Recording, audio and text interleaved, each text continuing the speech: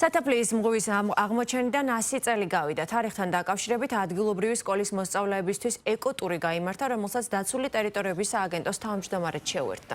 სააგენტოს ინფორმაციით 2011 წელს გახსნილმა ვიზიტორთა ცენტრმა და საგამოფენო სივრცემ ლოკაციის ტურისტული პოტენციალი მნიშვნელოვნად გაზარდა. სათაფლიის მღვიმეს დიდი ისტორია გააჩნია. წელს შესრულდა 100 წელი, რაც აღმოჩენილი იქნა ეს მღვიმე.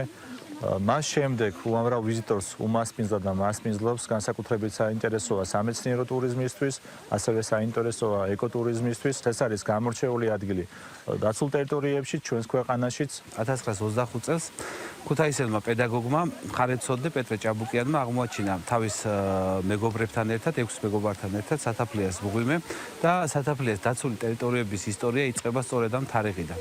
1933 წელს აღმოჩენილი იქნა დინოზავრის ნაკვალევი, ხოლო 1935 წლიდან ტერიტორია გამოცხადდა ნაკრძალად და დაცულ ტერიტორიად. უნიკალური ბუნება გვაქვს და იმსახურებს ნამდვილად დიდ პატივისცემას. მე და ჩემი სკოლის მოსწავლეები ძალიან ხშირი სტუმრები ვართ.